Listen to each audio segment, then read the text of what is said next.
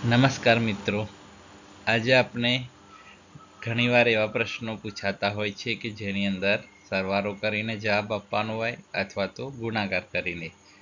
તો કેવી પરિસ્થિતિમાં સરવાળો કરવો અને કેવી પરિસ્થિતિમાં ગુણાકાર, તો આ વિડીયો અંત સુધી જોશો તો ખ્યાલ આવી જશે. સૌપ્રથમ સરવાળો એટલે શું? તો સરવાળો એટલે કે આપેલી જેટલી પણ સંખ્યાઓ હોય તે બધી સંખ્યાઓને ભેગી કરવી, એટલે કે તેમને ઉમેરવી, એક સંખ્યાની અંદર બીજી સંખ્યા ઉમેરવી, એને કહેવાય સરવાળો. ઉદાહરણ તરીકે અહીંયા આપ્યું છે 5 + 4 + 5, એટલે 5, 4 અને 5 આ ત્રણેય સંખ્યાને ભેગા કરો તો કેટલા થશે? તો 14. તો સરવાળાથી તે આપ સૌ પરિચિત જ છો.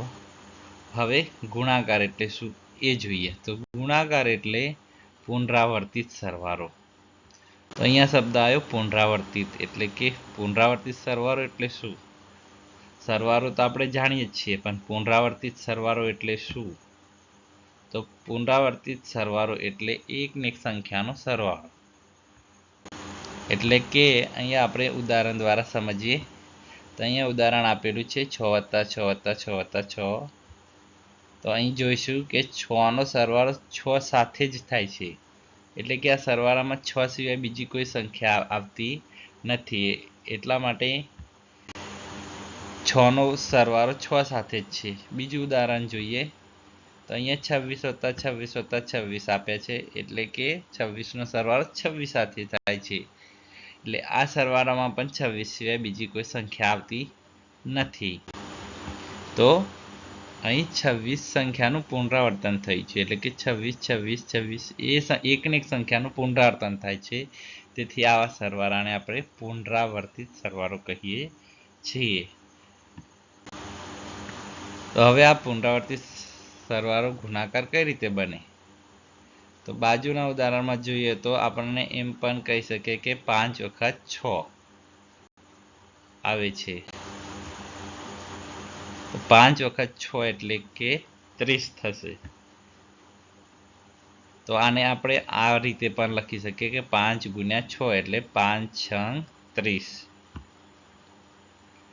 તો અહીં આ ઉદાહરણમાં માત્ર 5 વખત 6 આવે છે, તેથી આપણને લાગે છે કે આ તો સરવાળો કરીને પણ જવાબ આવી શકે છે. તો સરવાળો કેમ ના કરી શકીએ, ગુણાકાર જ કેમ? તો તેના માટે એક ઉદાહરણ બીજું જોઈએ. તો અહીંયા 32 + 32 + 32 એમ 32 કુલ 456 વખત 32 આવતા હોય તો તમે સરવાળો કરીને જવાબ લાવશો કે ગુણાકાર? અહીંયા એકને એક સંખ્યા પુનરાવર્તન થાય છે 32નું, અને 456 વખત હોય તો તમે સરવાળો કરશો તો કેટલી વાર લાગશે? તો આવી પરિસ્થિતિમાં આપણે સરવાળો નહીં કરીએ અને ગુણાકાર કરીશું. તો સરવાળા કરતાં ગુણાકાર બેસ્ટ ઓપ્શન છે. બીજું ઉદાહરણ જોઈએ. તો અહીંયા જો પ્રથમ ઉદાહરણ છે 4 + 4 + 4 અને બીજું છે 4 + 7 + 5 + 4, એમ અલગ અલગ સંખ્યાઓ છે. તો અહીંયા બંને ઉદાહરણમાં જોઈશું કે પ્રથમ ઉદાહરણમાં 4 4 4 એકને એક સંખ્યાનું પુનરાવર્તન થાય છે, તેથી અહીંયા ગુણાકાર કરવો જોઈએ. અને બીજું ઉદાહરણ જુઓ તો તેમાં 4 7 એમ બધી અલગ અલગ સંખ્યાઓ છે, એટલા માટે અહીંયા સરવાળો કરવો જોઈએ. એટલે હવેથી યાદ રાખવાનું કે જ્યારે એકને એક સંખ્યાનો સરવાળો કરવાનો હોય તો ગુણાકાર કરવાનો, અને અલગ અલગ સંખ્યા હોય તો સરવાળો જ કરવો પડશે.